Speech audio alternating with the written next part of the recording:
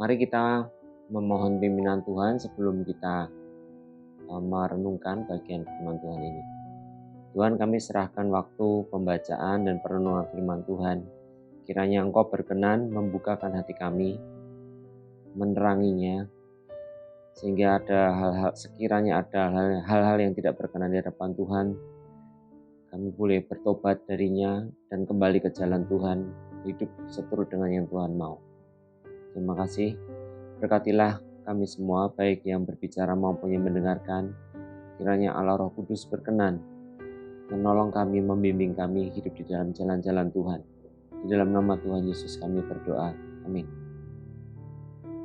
Baik, pada kesempatan kali ini kita akan melanjutkan lagi membahas firman Tuhan yang diambil dari Injil Matius pasal yang ke-27 ayat yang ke-11 sampai ayat yang ke-26.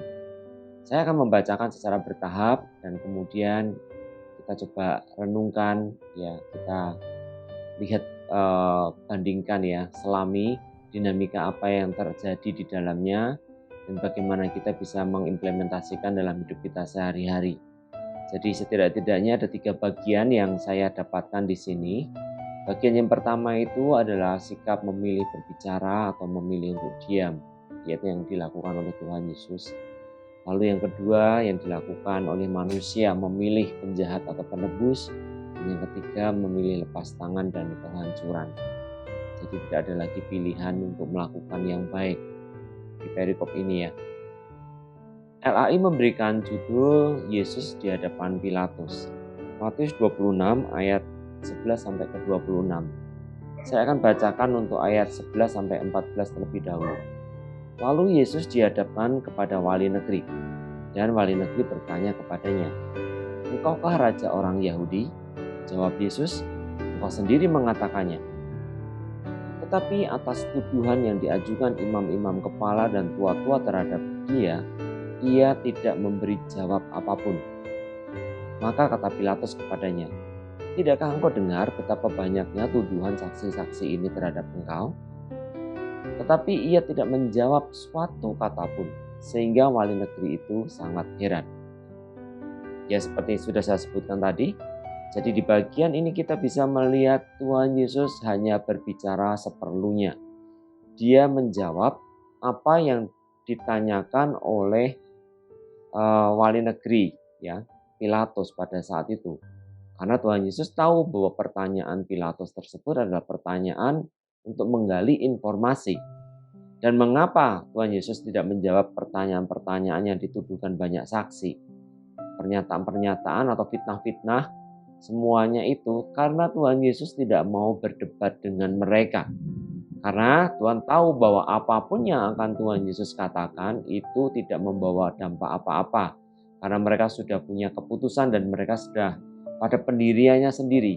Mereka bukan mencari informasi yang benar untuk diikuti, tetapi mereka sedang memaksakan kehendak. Dari sini kita bisa melihat ya betapa sebenarnya yang dilakukan Tuhan Yesus itu adalah satu tindakan yang amat sulit ya. Kita bisa membayangkan ya, biasanya hampir semua orang ketika kepadanya dituduhkan hal-hal yang tidak baik dan dia merasa mendapat kesempatan untuk membela diri, maka dia akan berbicara membela dirinya begitu rupa. Seperti Tuhan Yesus ketika dia diperhadapkan kepada Pilatus, dan Pilatus itu adalah pihak yang berwenang. Secara manusia, ya kalau pada umumnya tadi ya, mayoritas orang akan terus membela perkaranya supaya dirinya tidak disalahkan. Tetapi menarik di sini Tuhan Yesus sama sekali tidak membela diri. Ini adalah bukan hal yang mudah. Karena dalam kehidupan sehari-hari saja kita bisa tahu kalau misalnya kita difitnah, ya kita dalam satu kepanitiaan biasa seperti itu ya, atau di arisan atau di komsel atau dalam masyarakat, ketika ada sekumpulan orang atau ada beberapa orang berinteraksi, biasanya ada kasak kusuk ya. Entah itu digosipkan ini, digosipkan itu. Ketika ada satu ibu atau mungkin satu bapak atau kita sendiri digosipkan, seringkali apa yang menjadi reaksi kita? Mari kita renungkan. Seringkali kita justru jadi uring-uringan. Dan ketika nanti ada yang menengahi ataupun tidak ada yang menengahi, biasanya kita akan cenderung membersihkan diri dengan berkata-kata, kalau perlu melawan balik, ya. Terjadilah adu pendapat, adu urat otot gitu, saling menjatuhkan, saling menyerang, melabrak. Itu yang terjadi, bukan? Tetapi menarik yang dilakukan oleh Tuhan Yesus di sini, sama sekali dia tidak membela diri. Jadi sangat kontras dengan apa yang menjadi reaksi spontan mayoritas kita yang mengaku adalah anak-anak Tuhan. Jadi dari bagian pertama, kalau kita kembali ke tema kita, gereja kita, bahwa menjadi serupa dengan Kristus, siapkah kita berdiam diri ketika kita difitnah, ketika mungkin harga diri kita ataupun integritas kita atau mungkin hak-hak kita itu dizolimi, ya, kepada kita dikatakan hal-hal yang tidak baik. Apakah kita siap berdiam diri dan hanya menerima itu sebagai satu bagian yang memang harus dijalani bersama dengan Tuhan? Atau kita jadi sibuk membela diri? Kita bisa lihat bagian ini adalah bagian yang tidak mudah untuk dikerjakan. Jadi tapi meneladani Kristus berarti harus siap bersikap seperti Dia. Kita tahu bahwa salah satu pengajaran Tuhan Yesus di Matius 5 ayat 11, berbahagialah kamu jika karena aku kamu dicela dan dianiaya dan kepadamu difitnahkan segala yang jahat. Tuhan Yesus sudah mengatakan definisi bahagia sebelumnya dalam khotbah di bukit di pasal 5 tersebut. Dan sekarang di sini kita bisa melihat bagaimana Tuhan Yesus menjalani apa yang dia khotbahkan. Dia berbahagia dalam bahagia yang bersifat adikodrati. Karenanya dia tidak sewot, dia tidak membabi buta atau kalap menyerang balik. Dia tetap diam karena dia memiliki kebahagiaan yang bukan seperti kebahagiaan yang dunia ini berikan. Ketika kita berjalan bersama dengan Tuhan, baik di rumah tangga, di pekerjaan, ya, di kantor, di toko, atau di kampus, di sekolah, ketika kita sungguh-sungguh mau hidup untuk Tuhan, apakah kita siap menjadi pelaku firman? Ini yang Tuhan mau. Kita memiliki definisi bahagia yang jika karena Tuhan Yesus, hidup kita dicela, dianiaya, dan difitnahkan kepada kita segala yang jahat. Kalau Tuhan Yesus, kenapa dia bisa bertahan seperti itu? Karena dia tahu, ya, dia hidup untuk Allah Bapa, untuk menyukakan hati Sang Bapa, untuk menyukakan hati Bapa. Maka dari itu dia tidak memusingkan apa kata-kata pemfitnah, orang-orang saksi-saksi dusta itu terhadap dirinya, terhadap tuduhannya itu. Dia juga bahkan tidak membutuhkan pembelaan dari wali negeri, dari Pilatus pada saat itu. Karena dia tahu persis dia sedang menjalani kehendak Bapa. Ini menjadi sesuatu isu yang penting untuk kita. Ya, coba renungkan, ketika kita bersitegang dengan pasangan, atau dengan teman, dengan atasan, dengan bawahan, ya, dengan siapapun, coba periksa hal-hal yang seringkali membuat hati kita diaduk-aduk, kita menjadi emosi di jalan kita disalib, ya, atau apa gitu ya, dikepet atau dikatain orang. Kalau cowok dan cowok itu bisa saling melihat, ya, itu jadi panas. Atau apa yang seringkali membuat kita jadi uring-uringan, jadi kita membuat kita kalap. Itu menunjukkan itulah sesembahan kita. Sesembahan itu adalah satu fondasi yang membuat hidup kita merasa aman dan kita memeliharanya, kita menyembahnya, kita memupuknya, memperlakukannya istimewa. Sehingga ketika itu dijawil, ketika itu dilecehkan, ketika itu diambil dari kita, maka kita kalang kabut berjuang untuk mempertahankan. Karena apa? Hidup kita taruh di situ. Itu menjadi fondasi kita. Sehingga ketika itu diambil, hidup kita goyah. Hal-hal seperti ini bukan melulu hal yang baik, fondasi itu. Bukan melulu hal yang jahat ataupun bukan melulu hal yang baik, maksud saya. Jadi bisa jadi hal yang jahat seperti misalnya kebiasaan-kebiasaan berdosa. Ya itulah sebabnya di Indonesia ini penjara-penjara penuh ya. Karena apa? Orang sudah tahu hukumnya seperti ini, seperti itu, tetapi saat banyak orang tetap berbuat jahat. Karena apa? Mereka merasa mendapatkan keamanan dengan kejahatan yang mereka lakukan. Entah itu mereka mendapatkan rasa aman dari uang, dari kedudukan ya, dari macam-macam yang dunia ini tawarkan. Sehingga rela mengorbankan ini dan itu, dan ketika itu ya ketika itu diambil ya mereka bisa sangat nekat, bahkan rela di penjara dan sebagainya. Ketika mereka sangat menginginkan itu, mereka rela mengorbankan sehingga rela di penjara dan seterusnya. Kehilangan nama baik, pecah saudara dan seterusnya. Jadi ada banyak hal yang menunjukkan siapa yang menjadi sesembahan kita sesungguhnya. Itu bisa jadi anak, itu bisa jadi usaha, itu bisa jadi nama baik, itu bisa jadi prestasi-prestasi. Ya dalam pengertian fondasi-fondasi yang seperti itu. Sehingga ketika misalnya kalau nama baik ya, ketika kita difitnah atau usaha kita tidak dihargai, ya orang lain melecehkan, kita serta-merta jadi panas hati, tidak terima. Itu menunjukkan itulah yang menjadi Tuhan kita. Kita mungkin beragama Kristen, kita mungkin melayani, kita mengaku menyembah Tuhan, dalam puji-pujian kita menempatkan Tuhan sebagai yang terutama. Tetapi itu kan hanya ibadah kita, itu hanya di bibir kita.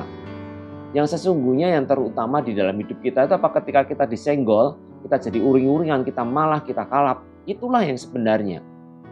Berbeda dengan Tuhan Yesus. Ya, Tuhan Yesus tidak akan kalap ketika urusan tentang dirinya, tentang egonya, tentang fondasi-fondasi yang ada di dunia ini, yang melekat begitu dicari oleh bangsa-bangsa ini, yang melekat pada manusia itu disenggol. Tuhan tidak membutuhkan itu, karena baginya rasa amannya fondasi hidupnya itu adalah diperkenan oleh Allah Bapa di surga. Poin pertama ini memaksa saya dan Anda untuk benar-benar menilai hidup kita saat ini. Bagaimana selama ini, coba renungkan. Apa yang membuat kita bisa menghabiskan banyak waktu? Coba ya, kalau anak-anak misalnya. Betapa sering ketika mereka sedang main game, di luar jam main game itu diambil. Mereka jadi benci, mereka jadi marah, jadi bad mood. Karena apa? Merasa haknya diambil. Ya. Sehingga apa yang terjadi? Tidak lagi menghormati orang tua. Dan ketika itu terus-menerus dibiarkan, mereka membiarkan itu, maka yang terjadi apa? Game itu akan menjadi semakin berharga bagi mereka, dan orang tua itu menjadi figur yang semakin membencikan, semakin menyebalkan. Karena apa? Kesenangan mereka direnggut. Jadi kita bisa memeriksa, yaitu bagi anak-anak misalnya seperti itu, yang menjadi Tuhannya, menjadi fondasi hidupnya, kesenangannya. Nah, kembali ke Tuhan. Jadi bagaimana caranya kita bisa lolos dari itu semua? Tidak lain ya, tidak bukan adalah hidup yang mengasihi Allah, mencari perkenanan Allah. Jadi ketika seseorang sudah tiba di situ, ya sama seperti para rasul, sama seperti Paulus ya, kita bisa melihat betapa mereka itu dianggap sebagai kebodohan bagi dunia ini. Karena sebenarnya Paulus misalnya sebagai contoh adalah figur yang benar-benar bisa menjadi pemimpin bagi komunitas Yahudi pada waktu itu. Tetapi bagi Paulus itu bukan apa-apa lagi ketika dia sungguh-sungguh mengenal Tuhan Yesus. Dia tahu persis siapa Tuhan Yesus, yang adalah Allah sendiri yang diutus mengambil rupa seorang manusia, seorang hamba. Dan dia hidup mencari perkenanan Kristus. Sehingga apapun yang terjadi di dalam hidupnya, dia bisa bersikap seperti Tuhan Yesus bersikap. Poin pertama ini penting sekali kalau kita sungguh-sungguh ingin belajar memperkenan hati Tuhan. Karena dari poin pertama ini, memilih untuk berbicara atau diam, itu akan melihat dalam keseharian kita bisa tahu. Saya bisa sadar baik, betul-betul. Ketika saya kemarahan dengan istri, ya bersitegang, berkata-kata sesuatu ya, saling melemparkan kata-kata yang saling menyakiti, kata-kata kasar dan sebagainya, bisa seperti itu. Sebenarnya apa sih yang dipertahankan? Itulah menunjukkan sesembahan saya atau sesembahan istri, sesembahan anak, sesembahan orang tua. Jadi mari kita periksa. Kalau hidup kita, siapapun Anda, ya, sebagus apapun pelayanan saudara, selama sudah sampai berapa puluh tahun Anda percaya kepada dia dan memegang jabatan apapun, Tetapi ketika emosi kita seringkali masih dibuat diacak-acak jadi bergolak hebat, ketika itu bukan tidak berkaitan dengan kerajaan Allah, tetapi berkaitan dengan urusan sehari-hari kita, dengan nama baik kita, dengan pelayanan kita, dengan hal-hal yang ada di dunia ini yang akan kita tinggalkan ini, maka kita tahu bahwa itulah sebenarnya sesembahan kita, bukan Tuhan. Orang-orang ini, orang-orang Yahudi ini, kita tahu sesembahan mereka adalah agama mereka, bukan Tuhan. Sesembahan mereka adalah kekuasaan yang mereka miliki, posisi yang mereka miliki. Dan ketika posisi itu merasa terancam, kemegahan bait Allah yang mereka nikmati untuk mereka bisa beribadah, itu semua yang menjadi sesembahan mereka. Jadi kita bisa disesatkan dengan banyak hal-hal rohani, sama seperti orang-orang Yahudi itu disesatkan. Tetapi pada bagian ini kita bisa melihat bagaimana Tuhan Yesus sama sekali tidak memusingkan itu. Dan itu terlihat dari kata-katanya. Dia sanggup memilih untuk diam dan tidak berkata-kata. Dia berbicara seperlunya. Karena dia tahu persis mana yang perlu dijawab dan mana yang tidak. Dan dia tidak terbawa emosi. Karena di pikirannya, di fokus hidupnya, yang penting adalah bagaimana supaya dia memperkenan hati Bapa. Itu poin yang pertama. Bagaimana seseorang bisa seperti Kristus hanya dan hanya jika dia berusaha memperkenan hati Bapa dalam hidupnya. Tujuan hidupnya itu adalah menyenangkan hati Bapa, menjadi pelaku firman-Nya. Dan mari kita lihat ya, di sepanjang minggu ke depan setelah mendengar firman ini, lihat saja sumber-sumber pertikaian, lihat saja bagaimana peristiwa-peristiwa ketegangan-ketegangan, rasa emosi dan sebagainya memuncak itu di area mana. Apakah itu terkait dengan kepentingan kerajaan surga atau sebenarnya ujung-ujungnya hanya kepentingan kita sendiri. Mari kita lanjutkan untuk bagian yang berikutnya di ayat ke-15 sampai ayat yang ke-23. Hal yang kedua, ayat 15 sampai ayat yang ke-23 saya memberikan judul memilih penjahat atau penebus. Ayat 15, telah menjadi kebiasaan bagi wali negeri untuk membebaskan satu orang hukuman pada tiap-tiap hari raya itu atas pilihan orang banyak. Dan pada waktu itu ada dalam penjara seorang yang terkenal kejahatannya yang bernama Yesus Barabas. Karena mereka sudah berkumpul di sana, Pilatus berkata kepada mereka, "Siapa yang kamu kehendaki kubebaskan bagimu, Yesus Barabas atau Yesus yang disebut Kristus?" Ia memang mengetahui, Pilatus ya, ia memang mengetahui bahwa mereka telah menyerahkan Yesus karena dengki. Ketika Pilatus sedang duduk di kursi pengadilan, istrinya mengirim pesan kepadanya, "Jangan engkau mencampuri perkara orang benar itu, sebab karena dia aku sangat menderita dalam mimpi tadi malam." Tetapi oleh hasutan imam-imam kepala dan tua-tua, orang banyak bertekad untuk meminta supaya Barabas dibebaskan dan Yesus dihukum mati. Wali negeri menjawab dan berkata kepada mereka, "Siapa di antara kedua orang itu yang kamu kehendaki kubebaskan bagimu?" Kata mereka, "Barabas." Kata Paulus kepada mereka, "Jika begitu, apakah yang harus kuperbuat dengan Yesus yang disebut Kristus?" Mereka semua berseru, "Ia harus disalibkan." Katanya, "Tetapi kejahatan apakah yang telah dilakukannya?" Namun mereka makin keras berteriak, "Ia harus disalibkan." Jadi kita bisa melihat di sini bagaimana pertama, jalan salib yang Tuhan tempuh itu adalah jalan yang disediakan untuk setiap orang yang mengikutinya. Jadi bukan untuk setiap orang Kristen ya, karena banyak orang Kristen itu tidak mengikuti jalannya Kristus. Kalau kita kembali ke sini melihat jalan salib adalah jalan sempit yang Tuhan Yesus sediakan untuk diikuti oleh para pengikutnya. Bukan oleh orang Kristen ya, tapi oleh para orang-orang yang mempercayai dan mengikutinya. Itu adalah jalan yang seperti Tuhan Yesus tapaki ini, jalani. Berbuat baik bukan untuk mencari upah, kesenangan, penerimaan ataupun berkat-berkat duniawi. Jadi menegakkan kebenaran dalam terkait dengan poin yang pertama tadi, mengikuti menyenangkan, ingin kerinduannya menyenangkan hati Bapa itu menjadi tujuan. Sehingga ketika berbuat baik, menegakkan kebenaran, keadilan, melakukan perintah Bapa, dan itu dilakukan tetapi tidak memperoleh apa-apa, itu tidak masalah. Ya, karena kita harus sadari ya, begitu banyak pengajaran yang saat ini kita dengar dan mungkin kita juga mempercayainya, bahwa ikut Tuhan itu kan supaya senang, supaya sukses, supaya sehat, supaya happy ya. Tidak salah ya. Tidak salah, tetapi itu bukan tujuan akhir, itu hanya terminal. Betapa celakanya kita kalau kita merasa bahwa kita sudah sampai di tujuan padahal itu hanya terminal. Apalagi kita berhenti di terminal gitu saja. Dan mempertahankan dan akhirnya menceritakan bahwa tujuan yang sebetulnya itu adalah terminal. Tidak ada orang gila yang melakukan itu. Ya, orang menempuh perjalanan misalnya saya akan ke Kartasura ya atau ke Solo, naik bis. Itu kan berhenti di beberapa terminal. Di Denggung kah, di manakah seperti itu, ada di Klaten.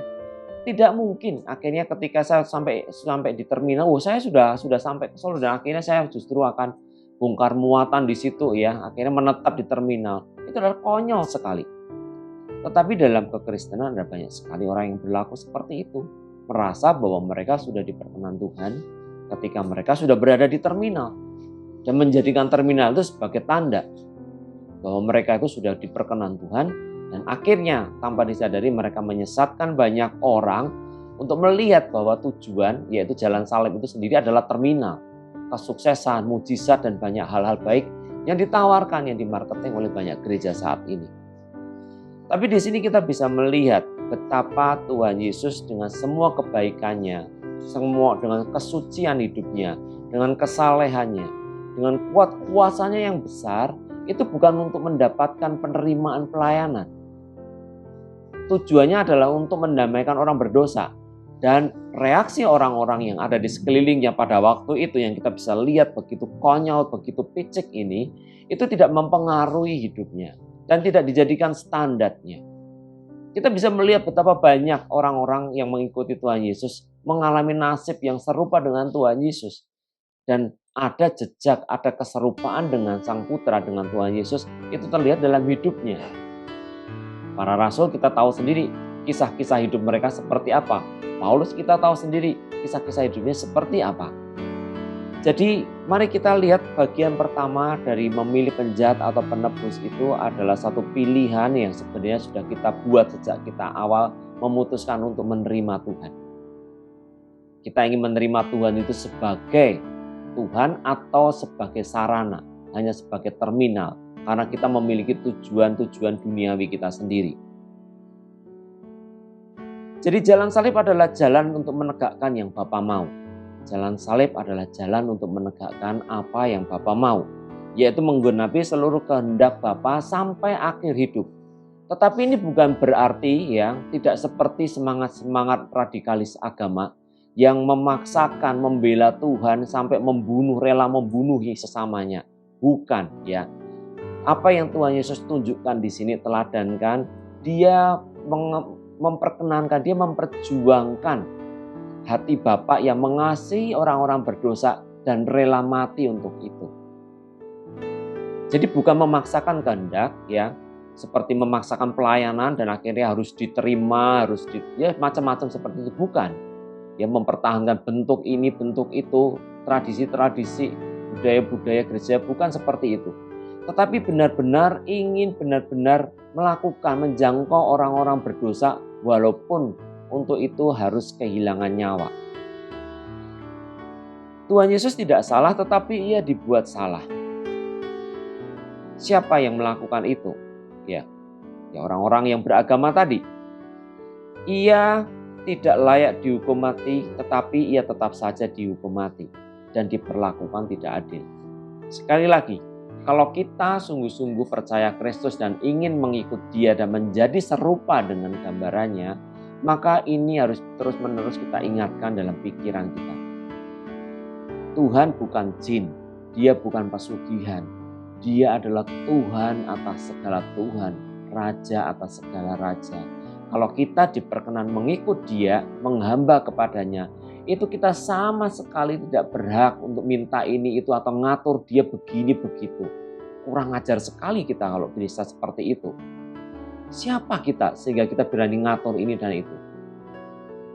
Saya tinggal di Jogja, dan kalau kita bisa tahu ya, tentu kita sudah tahu, tidak ada penduduk Jogja ini yang berani petantang-pententeng di depan Ngarso Dalem, di depan Sultan. Ngatur mau begini, mau begitu. Oh, saya sudah mau pindah di Jogja loh, ya seperti itu. Sowan ke sana, petantang-pententeng ngatur gini gitu, seolah-olah dirinya yang dibutuhkan oleh Ngarso Dalem.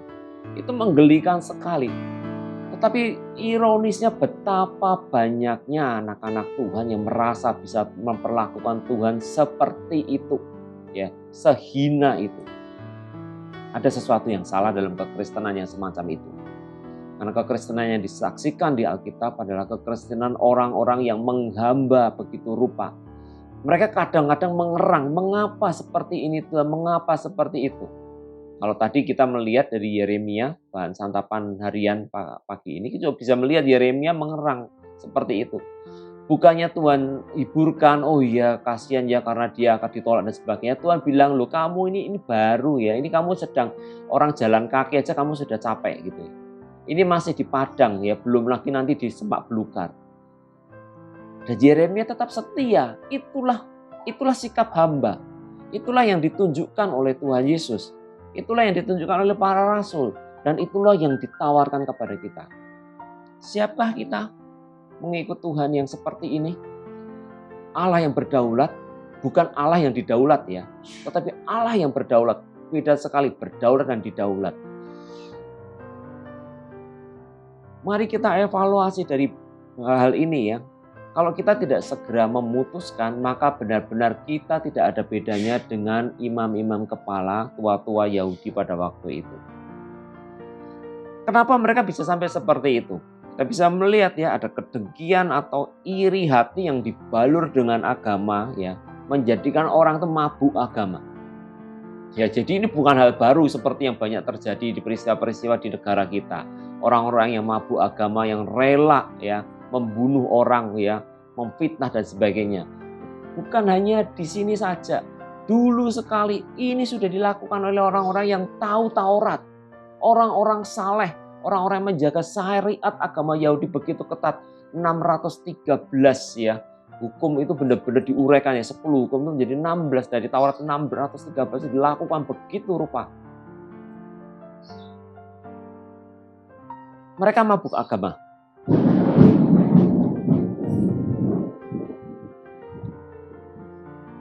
Dan karena itu akhirnya apa yang terjadi? Mereka benar-benar menjadi pembunuh. Tidak ada lagi kasih kepada sesama. Mabuk agama ini membuat nalar mereka, akal mereka dan hati nurani mereka mati. Ya, mabuk agama itu membuat nalar mereka, akal dan hati nurani mereka mati. Ya, sama sekali mereka tidak peduli. Wes ora pokoknya ora saleh-salehan mereka membunuh dan mereka melakukannya dengan begitu licik. Betapa kita harus berhati-hati ya. Kalau kita tidak hati-hati maka sebenarnya kita sedang mengikuti agama Kristen. Kita sedang mengikuti gereja, kita sedang mengikuti sinode, ya, kita sedang mengikuti pendeta ini, kita mengikuti pendeta itu, tetapi tidak mengikuti Kristus. Sehingga ketika mungkin gereja kita kah, sinode kita kah, atau pendeta kita kah, ya, atau nama baik kita kah itu digoyang, kita tidak terima, kita marah. Ya, kita menentang balik, mencakar, membinasakan, membela diri begitu rupa. Karena concernnya sudah berbeda, bukan mengikuti kehendak Bapa. Kehendak Bapa adalah mengasihi orang-orang yang berdosa. Dan orang-orang yang seperti itu mereka rela rugi. Seperti Tuhan Yesus di sini. Kurangnya opo coba? Masih akhirnya menerima perlakuan yang tidak pantas, tidak adil seperti ini.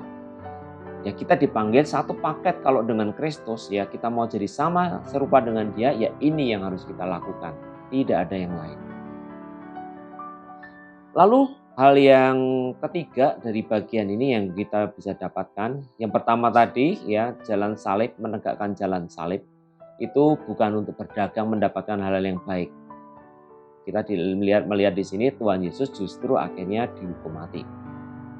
Terus yang kedua, kedengkian, yaitu kedengkian dan iri hati yang dibalur dengan agama, ya, membuat orang mabuk agama itu benar-benar membuat hati nurani, ya, pikiran, akal kita itu benar-benar mati. Yang ketiga, kita juga bisa melihat dari bagian tadi ayat 15 sampai 23 tadi, betapa mudahnya orang banyak itu dihasut oleh segelintir orang-orang pemimpin-pemimpin mereka. Untuk kepentingan apa? Kepentingan agama mereka, politik, ya. Di sini kita bisa melihat politik sudah disalahgunakan seperti ini. Politik kekuasaan, yaitulah yang dilakukan orang-orang sejak zaman dahulu. Bukan oleh orang-orang yang menyembah berhala, tapi oleh orang-orang yang sangat rohani. Ya, gitu kita lihat juga terjadi di mana-mana, ya. Contohnya juga kita bisa lihat di sekeliling kita beberapa waktu ini. Ada di mana-mana, ya. Jadi orang-orang jahat itu justru memakai simbol-simbol agama untuk menutupi kejahatan mereka, untuk menghasut massa. Terlihat seperti itu. Karena apa? Mereka punya agenda-agenda mereka sendiri. Entah itu agenda kekuasaan atau keuangan. Tidak tahu mana itu. Tetapi itu bukan monopoli, itu bukan sesuatu yang terjadi di sini saja, tetapi terjadi di mana-mana. Dan pada bacaan yang kita baca tadi, itu terjadi pada masa Tuhan Yesus hidup. Mereka itu tidak kurang loh melihat bagaimana Tuhan Yesus berkhotbah. Saya yakin bahwa banyak di antara mereka itu mendengarkan karena Tuhan Yesus sering berkhotbah di Bait Allah. Mereka juga melihat bagaimana Tuhan Yesus melakukan banyak mujizat. Tetapi apa? Mereka mengeraskan hati. Dan orang-orang pengecut seperti itu selalu menggunakan orang-orang banyak sebagai eksekutornya. Dan celakanya kita melihat di sini betapa mudahnya, betapa bodohnya orang banyak itu. Mudah disetir, mudah diatur oleh pemimpin-pemimpin mereka. Mudah disesatkan untuk melakukan hal-hal yang tidak baik. Mereka diperbabu, diperjongos untuk turun ke jalan, ya, untuk dimobilisasi mati-matian seolah-olah mereka sedang membela kebenaran. Itu terjadi di sini. Kita bisa melihat betapa parahnya mereka. Jadi kalau kita pelajari bagian ini, ya, kenapa saya mengatakan parah dan bodoh? Barabas, di sini banyak penafsir yang mengatakan Yesus Barabas ini adalah figur penjahat. Kita lihat di ayat ke-16. Seorang yang terkenal kejahatannya yang bernama Yesus Barabas. Terkenal kejahatannya. Dan kita bisa melihat sebenarnya upaya ini dilakukan oleh Pilatus untuk memperhadapkan mereka pada kesulitan, satu dilema. Jadi kejahatan ini bukan kejahatan yang semata-mata merugikan Romawi, tetapi adalah kejahatan yang lebih banyak merugikan masyarakat pada waktu itu. Dia mungkin seorang pencuri atau perampok atau pemerkosa yang keberadaannya itu sangat meresahkan masyarakat. Jadi kita bisa melihat plotnya ini, ya. Bagaimana Pilatus itu berusaha, karena Pilatus tahu bahwa orang banyak itu menyerahkan Yesus karena dengki di ayat 18. Ya. Terus juga lagi ditambah istrinya mengatakan seperti itu, maka Pilatus menghadapkan Barabas, orang yang menjadi musuh masyarakat pada waktu itu. Diperhadapkan, ya, supaya apa? Harapan Pilatus maksud saya, itu adalah masyarakat itu, ya ampun, lah kok malah yang mau dilepaskan adalah penjahat yang selama ini menjadi monster, ya, yang mereka takuti, bahkan mungkin seperti itu, yang meresahkan mereka selama ini. Harapan Pilatus adalah supaya masyarakat ini akhirnya tidak dan memilih Yesus yang tidak melakukan apa, yang tidak berbuat kejahatan, yang mengajarkan kebaikan, yang bahkan melakukan mujizat, menyembuhkan banyak orang, menghidupkan yang mati. Tetapi kebodohan, ya, saya tidak habis pikir, ya, bagaimana mereka kok bisa-bisanya dengan begitu mudah akhirnya mereka menerima Yesus Barabas yang adalah penjahat yang mereka tahu untuk dibebaskan. Itulah betapa mengerikannya, ya.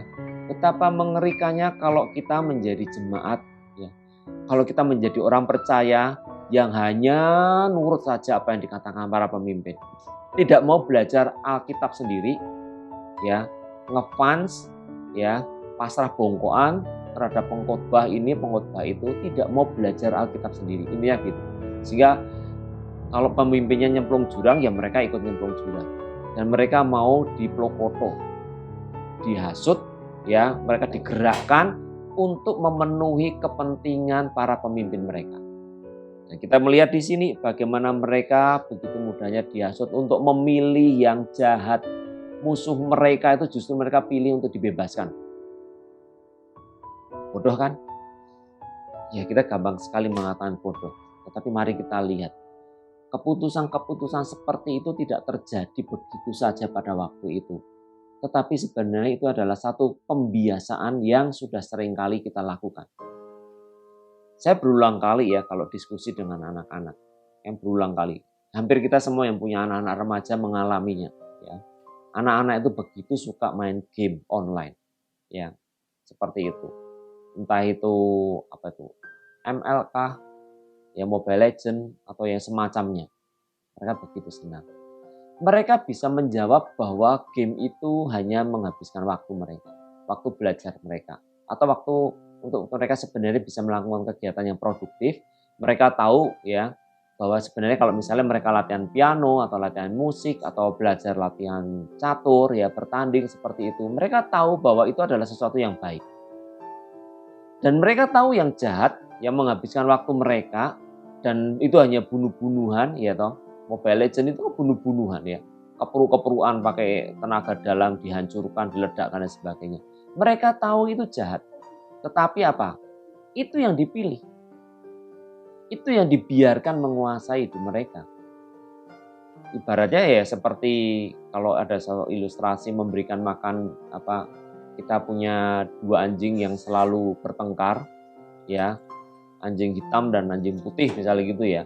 Kalau yang dikasih makan terus itu adalah anjing hitam, sedangkan anjing putihnya itu hanya dikasih makan seminggu sekali, anjing hitamnya itu sehari 3 kali. Ya jelas ketika mereka bertarung yang menang ya anjing hitamnya. Betapa mudahnya ya kita sebenarnya akan disesatkan kalau kita tidak dari hal-hal kecil kita berusaha sungguh-sungguh ingin menyelesaikannya bersama dengan Tuhan. Jadi anak-anak tahu ya, mereka sadar, Noe, Hester itu sadar. Ya, pilihan-pilihan yang dilakukan tadi itu adalah pilihan-pilihan yang bodoh. Seperti warga ini memilih Yesus Barabas. Penjahat yang merugikan mereka, mereka pilih. Sama kan? Game yang mereka tahu itu menghabiskan waktu mereka, membuat mereka itu bisa berjam-jam menyerahkan nyawa. Kita bisa melihat ya, saya ingatkan kepada kita semua ya, pada anak-anak.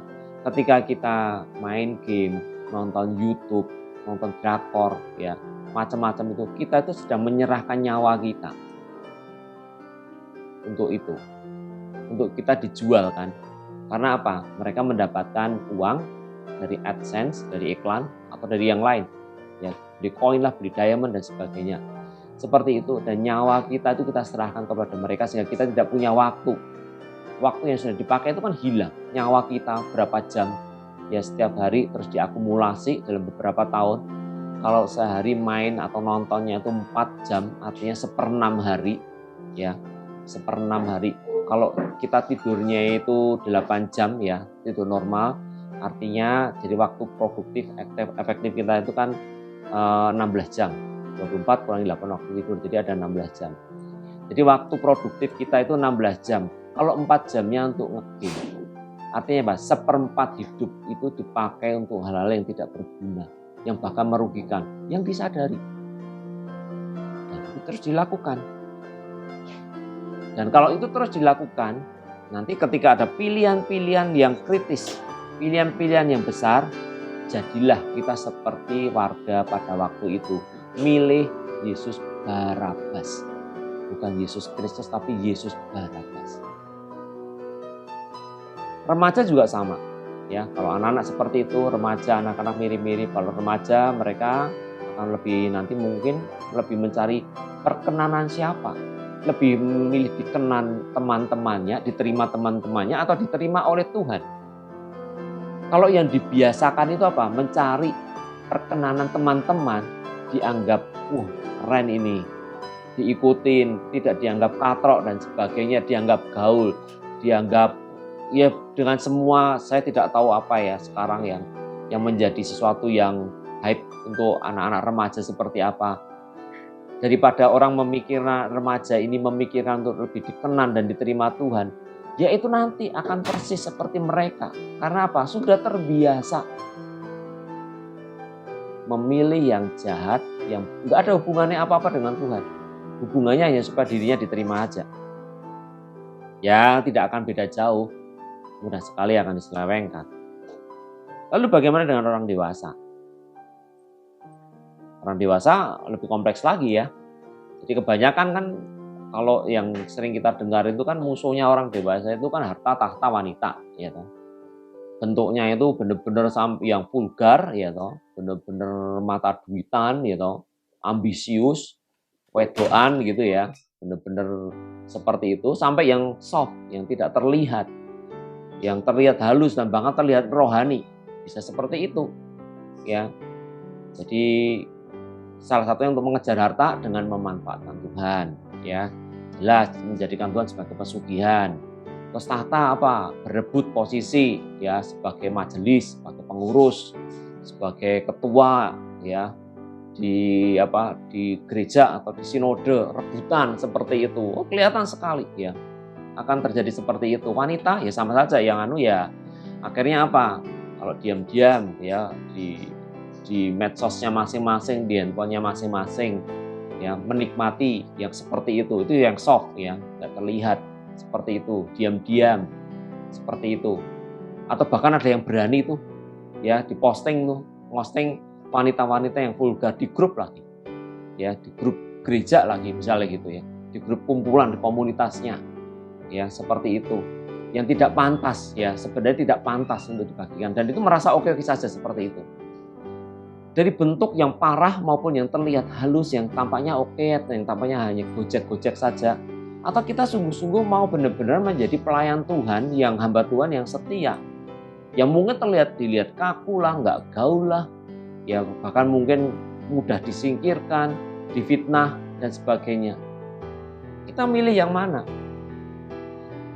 Jadi ketika kita menjadi Kristen, ya, terus kita terlibat dalam pelayanan ini dan itu, apa yang akhirnya akan menjadi keputusan-keputusan kita? Kita sedang terus memutuskan loh sekarang, memupuk tadi, memberi makan anjing hitam atau anjing putih. Kalau kita kasih terus yang anjing yang seru tadi ya, anjing katakanlah contohnya anjing hitam yang hanya untuk memenuhi keinginan-keinginan kita sendiri, maka buruk-buruk memikirin kepentingan Allah. Ya kan? Dan kita akan menjadi sama bodohnya dengan orang-orang pada waktu itu memilih Yesus Barabas. Padahal kita semua tahu ya, bahwa pengalaman-pengalaman pertama, kalau kita berseberangan dengan kehendak Bapa, itu seringkali adalah pengalaman yang tidak enak. Di Roma itu dikatakan bahwa Tuhan itu sudah menaruh hukumnya itu pada hati nurani. Jadi ketika orang yang katanya ya, orang yang pertama kali belajar merokok itu biasanya nggak enak. Mulutnya jadi nggak enak atau jadi pusing. Orang yang minum minuman keras juga sama. Orang yang ngobat juga sama. Ya. Orang yang nonton video porno itu juga katanya sama. Bisa ada yang muntah-muntah dan sebagainya. Sebenarnya itu sudah ada. Defaultnya itu kita tidak didesain untuk itu. Tetapi kekerasan hati, keputusan-keputusan itu terus diulang. Semula yang tubuh kita itu sudah dikasih karunia Tuhan untuk menolak. Akhirnya justru jadi ketagihan. Jadi kecanduan, sakau. Dan kita sudah tidak bisa lagi terbebas darinya. Semula ya sudah dikasih peringatan, tapi ketika itu terus dilabrak, akhirnya jadilah banyak orang yang akhirnya kecanduan, tidak bisa lepas. Itu yang terjadi. Dan ketika kita sudah berada di posisi itu, ya tinggal saja kita nanti digerakkan mau ke sana ke sini. Hanya benar-benar seperti sekawanan kerbau dungu yang dicokok hidungnya untuk digerakkan ke sana sini. Karena apa? Karena pilihan-pilihannya sendiri sejak dari awal itu membiarkan kebodohan-kebodohan terus menguasai diri hidupnya. Jadi itu yang kedua, ya, memilih penjahat atau penebus. Semoga kita memilih penebus. Tidak enak, tidak populer. Rasanya ego kita remuk, rasanya kita sendiri tidak puas. Tapi kalau kita hanya terus fokus ke diri sendiri, ya itu tidak akan selesai. Justru Tuhan memang meminta kita untuk mati bagi diri sendiri. Karena fokus hidup kita adalah memperkenan hati Tuhan. Itulah inti Tuhan Yesus datang. Kita meneladani Dia, menjadi sama dengan Dia, mencari perkenanannya. Lalu yang ketiga, yang terakhir itu dari ayat 24 sampai 26. Memilih lepas tangan dan kehancuran. Sebenarnya kalau kita baca dulu ya, ayat 24, ketika Pilatus melihat bahwa segala usaha akan sia-sia, malah sudah mulai timbul kekacauan, ia mengambil air dan membasuh tangannya di hadapan orang banyak dan berkata, "Aku tidak bersalah terhadap darah orang ini. Itu urusan kamu sendiri."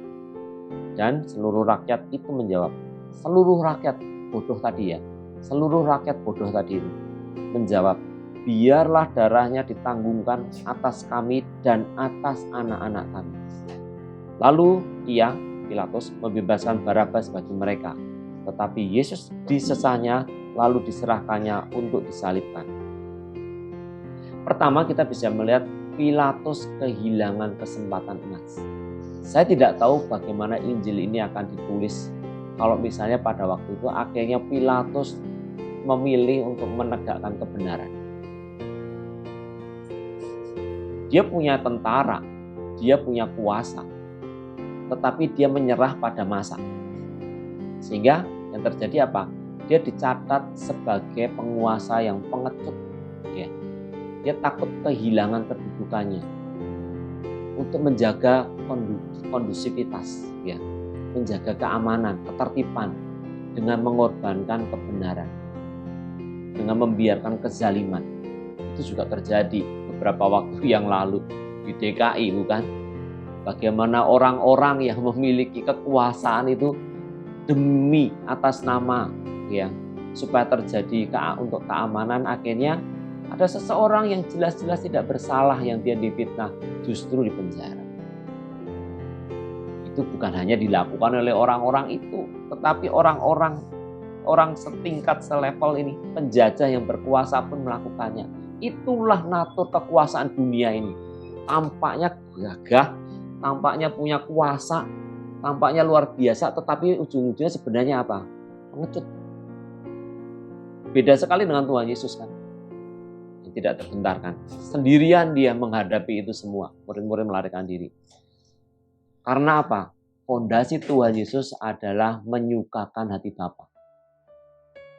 Sehingga satu-satunya yang menggentarkan Tuhan Yesus, di mana Tuhan Yesus bilang, "Cawan ini kalau boleh lalu daripadaku," adalah apa? Karena dia harus berpisah dari Bapa. Itu yang membuat Tuhan Yesus gentar. Hidup apa yang sedang kita jalani? Kita memiliki dengan semua yang kita miliki ini sedang kita abdikan untuk apa sebenarnya? Jadi kalau kita sudah terbiasa tadi memberikan makan si anjing hitam, memutuskan untuk kepentingan pribadi ya secara sesaat di dunia ini, maka kita akan kehilangan besar seperti Pilatus. Dia sebenarnya punya kesempatan ya membela. Ya mungkin kisahnya akan berbeda Alkitab ini. Mungkin terjadi kekacauan pada waktu itu. Terjadi kekacauan dan mungkin dia diganti. Tetapi namanya akan dikenang sebagai Pilatus yang membela kebenaran. Bukan Pilatus yang pengecut. Yang cuci tangan akhirnya. Ya, yang cuci tangan. Melarikan diri itu dari tanggung jawab. Ya sudah karepmu kono. Seperti itu. Ya itulah. Ironis ya. Apakah keironisan seperti itu yang akan menjadi akhir hidup kita? Hidup kita dicatat seperti itu. Itu sedang kita buat dengan keputusan-keputusan sehari-hari kita. Lalu selain Pilatus kita lihat tadi, seluruh rakyat itu apa yang mereka katakan. Mengerikan sekali. Biarlah darahnya ditanggungkan atas kami dan atas anak-anak kami. Dan itu terjadi. Tahun 70 ya, Yerusalem benar-benar dihancurkan pada waktu itu. Banyak di antara orang-orang itu, apa yang mereka pikirkan, mereka bisa mempertahankan bait Allah, semua pikiran rencana mereka, ya, keamanan yang selama ini mereka dapatkan, keamanan semu dari posisi mereka, ya dari dukungan dari Romawi, semuanya itu hilang. Banyak di antara mereka dibunuh. Dan anak-anak mereka juga dibunuh.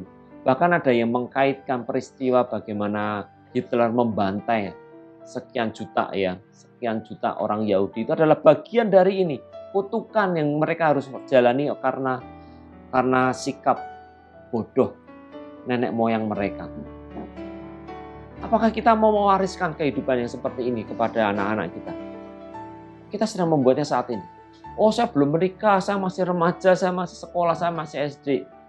Kita sedang membuatnya saat ini. Seharusnya kalau firman Tuhan ini sungguh-sungguh kita dengarkan sungguh-sungguh. Tidak peduli kita masih SD, kita sungguh-sungguh benar-benar mau ngambil keputusan untuk berkenan di hadapan Allah. Anak-anak yang masih SD ya, adik-adik seperti Ois, ya, Esra, Pigu, ya, Ayu yang masih kecil-kecil itu ya, Dara, ya, anak-anak sekolah minggu.